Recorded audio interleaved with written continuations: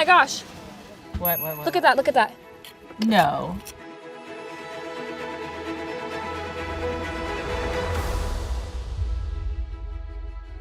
Hey everybody, we are on our way to Shiloh. And it's actually called Shiloh properly, but we know it as Shiloh.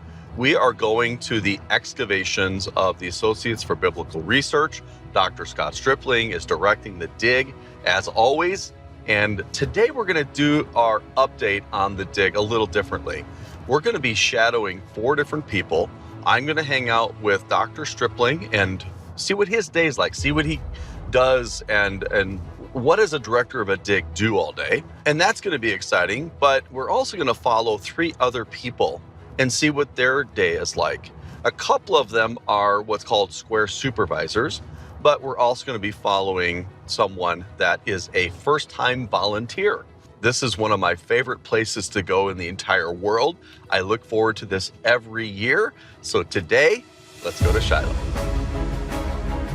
Today, we are going to follow square supervisors Jordan McClinton and Emma Klodfelder, as well as first-time volunteer Shelley Neese.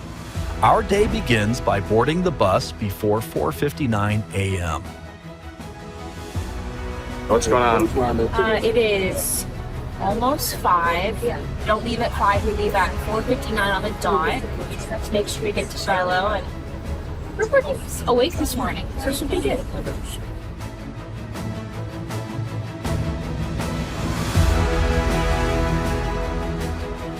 We have daily devotion every day on the bus, and it's also the time that you pick your bus mate for the day. And yeah, I mean, it's a beautiful drive. Like, the whole time you realize that they say only 3 to 4% of Israel's been excavated, and I'm just looking out my window the whole time, seeing new future potential excavations. And then you get to Shiloh, and it's just such a beautiful, historic, long, complicated place, and it's just our landing spot every time. We get to see the sunrise usually. We might have made it here a little bit late this morning for the sunrise.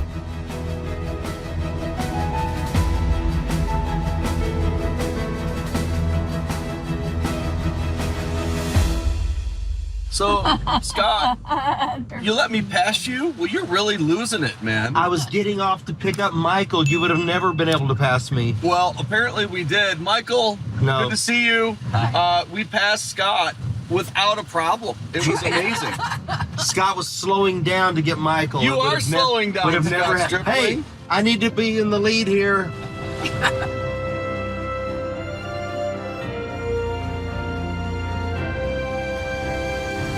I always think to myself, these hills around us, the sunrise that we're seeing right now, is the same view that Joshua saw, the early Israelites saw. They were coming through these hills, approaching Shiloh. These hills around us, the exact same hills that they saw. And it's very, very humbling, in my opinion, to walk this route every morning and see this beautiful scenery around us. It's awesome. What's it feel like to you to be at Shiloh at sunrise all these days? This is as good as it gets. I mean, today was special. We had the sun on one horizon, the full moon on the other horizon. You can't see it now. It's just a privilege to be here every day and lead this amazing operation. Yep. And talk about the race to Shiloh today and what happened. Well, first of all, leaving the hotel, the bus driver tried to get in front of me, and he knows not to do that, so I had to put him in his place. Then along the way, Jim, who's holding this camera, tried also to get in front of me, but I had to pick up another volunteer along the way. So he didn't try to get in front of you, he did Because I exited from the highway, he got in front of me for a few minutes until I reasserted the lead, and then I led the way here. And you said, I have to be in front. That's Well, what you said. I'm the leader of the convoy. When they see me, they know the vehicles behind me can get in. If not, you'd probably be in an Israeli prison right now, being interrogated or something.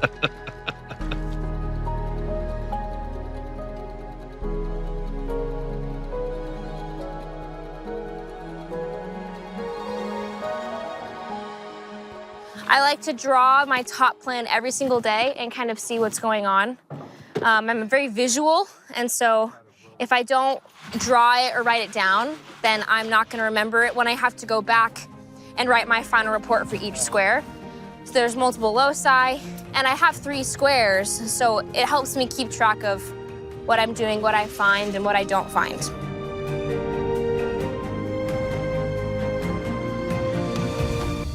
So the first things first is that we put up the tent and we do whatever Corey tells us to do, but we really pay for it later if we don't put it up right now, because there's no winds right now, but the winds really start whipping around noon.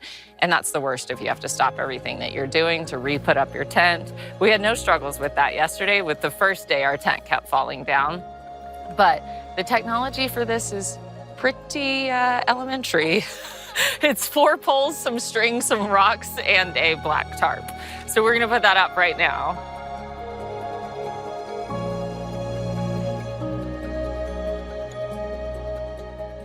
The core favisa was right down in that pit, and that's where we have over 20,000 animal bones that have come from this area. Where they are, especially Jerry, who's in front of Jordan, that's the edge of the core favisa. So from there back, you have this density of about 2 meters deep of solid animal bones. Define favisa, It's a sacred deposit of remains from a sacrificial system. which obviously that's exactly what this would be. Yeah, you're due east You of the have building. the monumental building is just beyond where all those tarps are. Yep. And so they would have carried the carcass remains or the libation burn offerings. remains, what's left, along with their pottery from the libations and any special gifts downhill, which makes good sense, to the edge. That's the city wall right behind them. So that's kind of the outer court, if you will. 99.9% kosher bones, disproportionately right-sided. Which is a biblical principle. You give the right side to the priest. That's right, Leviticus 7. Late Bronze Age pottery, 100% LB2 pottery from the core favisa. And that's the time of That's the time of the Joshua, tabernacle. Judges. So that's right. That's from the beginning of the tabernacle period on down to, say, the Philistine destruction of the site. We have a dustpan that's vital. We have a hand pick or a patish, and this is a gufa. It's an Arabic word for bucket, I think. What is gufa for? I think it's basically bucket. I think it just means bucket. Something along those lines at least. Yeah, so don't be too much of a goofa because you don't want to be a bucket head.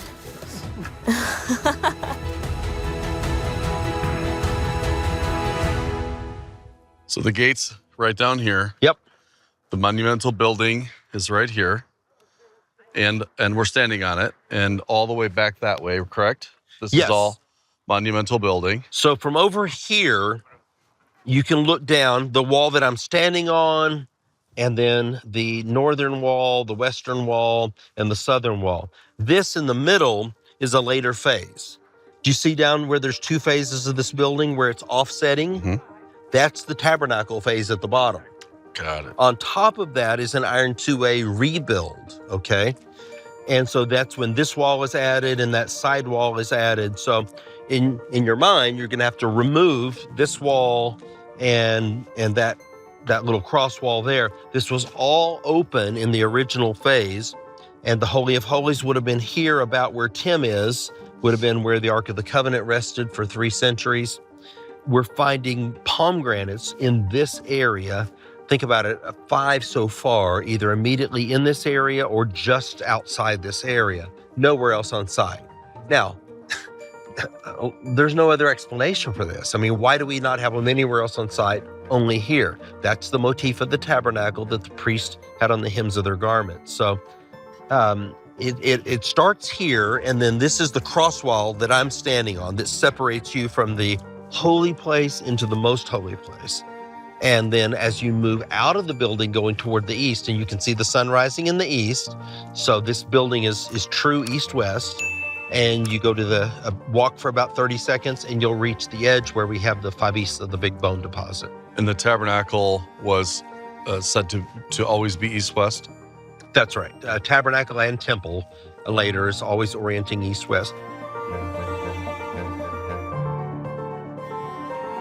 These big boulders that are coming out of here, they've got to come over here so the tractor can access them, okay? I would help you, Scott, but I've got to hold the camera. Somebody's got to do it. It's important that you bend your knees, use your legs, not your back.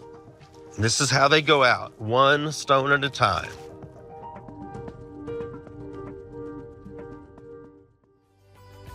I would love to send you Israel Through the Eyes of a Child. You're gonna be so blessed if you own this yourself and watch it. Also, if you want the entire Israel video bundle, we'll send you Discover Hidden Israel 1 through 6 for your gift of $100 or more, and more people will hear about the gospel of grace. We would love to send you the unforgettable series, Israel Through the Eyes of a Child, for your gift of any amount to InGrace. If your gift is $100 or more, you'll also receive the entire Israel Deluxe Bundle. Call now, 800-78-GRACE, or visit ingrace.tv for more information. I'd love to take you to Israel as well. Check out our Israel Solidarity Tour.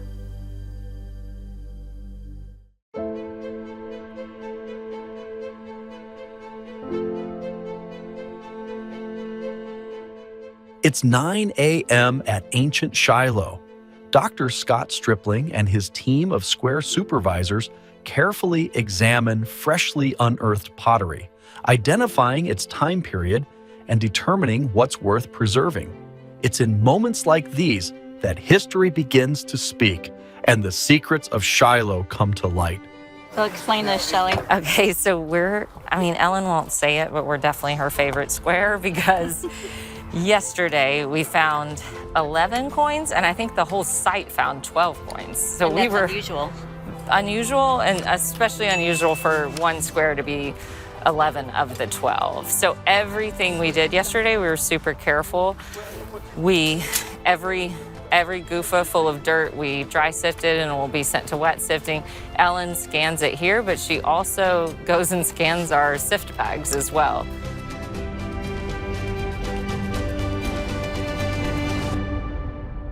You know, I've always loved archaeology. I've always loved history. And then when I got saved, I kind of fell in love with the Bible and wanted to learn more about it. Just kind of the Lord's leading and opening doors and opportunities. In 2018, I traveled here with ABR, with the Associates for Biblical Research, and kind of toured, and then also got to experience a bit of the dig that year, and just fell in love with it. And I love just kind of illuminating the biblical text for others. Now, you called lunch at 10:30. 10:30. Explain that. Well, we ate breakfast at 4:30, so these people have been working hard all day, and it's time for lunch. And it'll last 30 minutes, and then we'll go back to work for 2 more hours, then wash pottery and wrap up the day and repeat, wash and repeat. So Scott just called lunch, so now we get to take a break from our holes. We get to run down and eat. Today we're having schnitzel. I always make sure to bring some Cholula because after 4 weeks of eating schnitzel, you need some hot sauce to give yourself some variety. So let's go check it out. Let's eat. All right, that's it. Let's get back to work. Now that, look at that.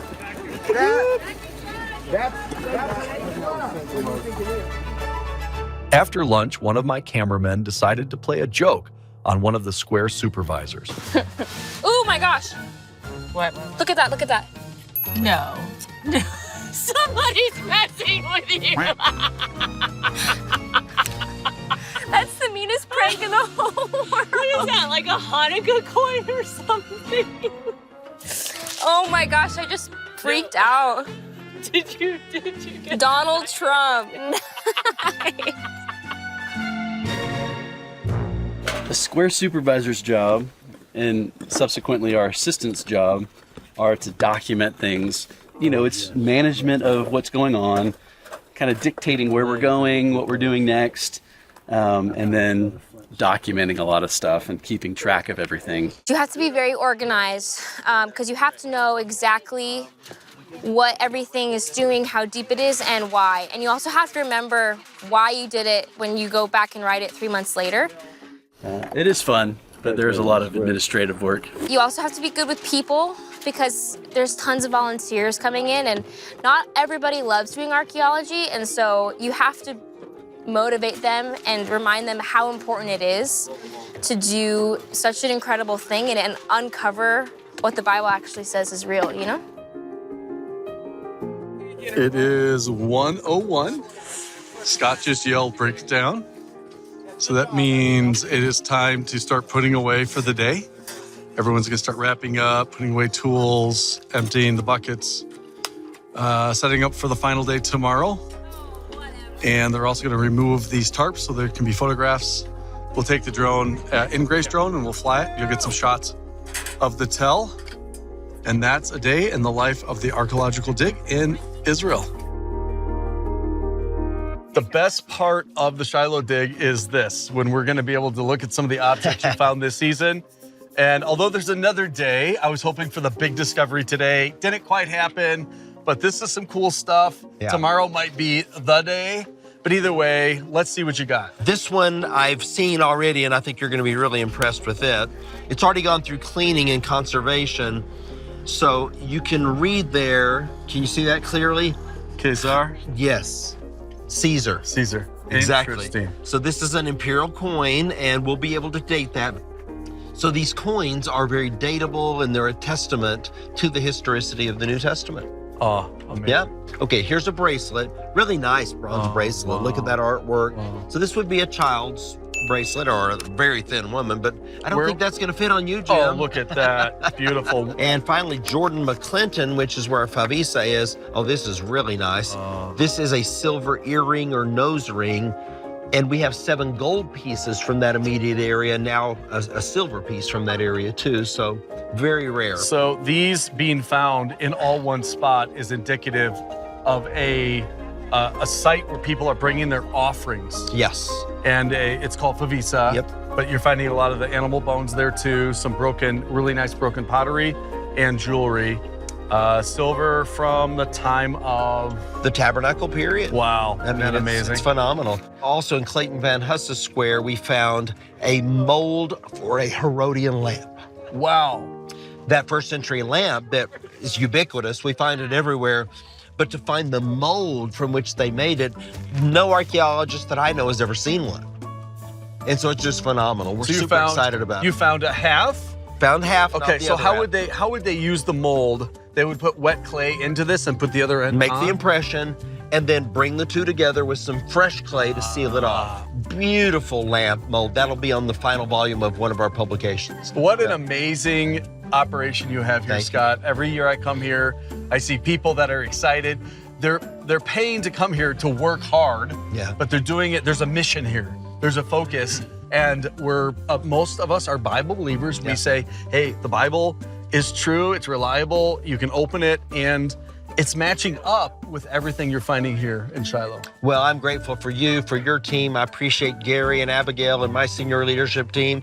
Everybody does so much. All the folks back home who donate and then come and volunteer. Really, it is a team effort, and together we make it happen. Fantastic. Thank you, my friend. Until 2026. Until 2026, inshallah. And then, folks, you need to sign up for digshiloh.org. Come here and do it. You're digging the Bible. It'll change your life. Amen.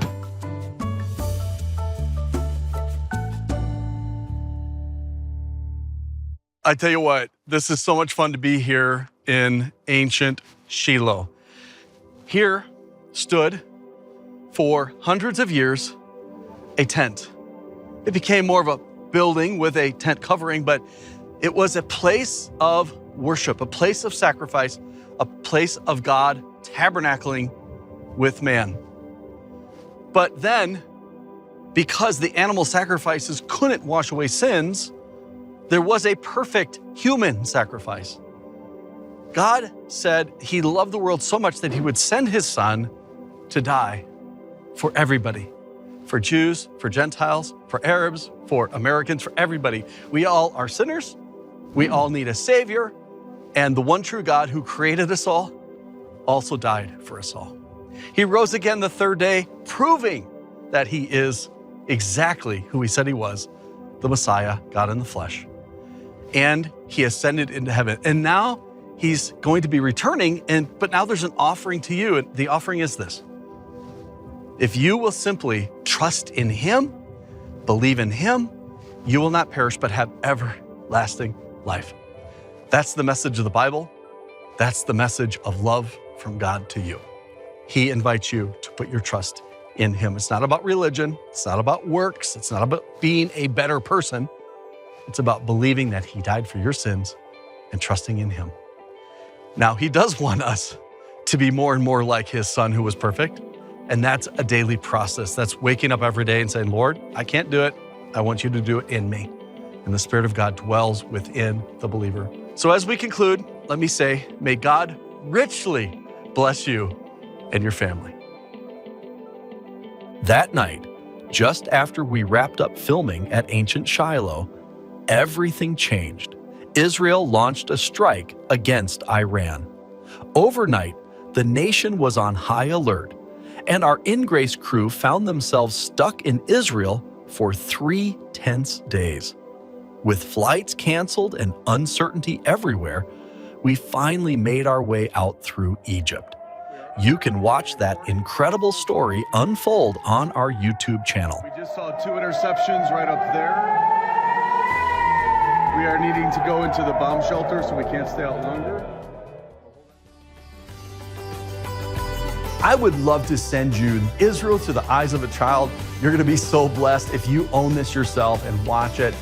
Also, if you want the entire Israel video bundle, we'll send you Discover Hidden Israel 1 through 6 for your gift of $100 or more, and more people will hear about the gospel of grace. We would love to send you the unforgettable series, Israel Through the Eyes of a Child, for your gift of any amount to InGrace. If your gift is $100 or more, you'll also receive the entire Israel Deluxe Bundle. Call now, 800-78-GRACE, or visit ingrace.tv for more information. I'd love to take you to Israel as well. Check out our Israel Solidarity Tour. Join us next week for part 1 of Israel Through the Eyes of a Child, where Jim Scudder gives his grandchildren a tour of the Holy Land. When you read Matthew, Mark, and Luke, and John, most of that is written about stuff in this area. Charlie, we're going to go give some soldiers some clothes, so that'll be fun. All right, let's go check it out. And you know what's really cool about this place? Jesus was in the synagogue. Can you believe that?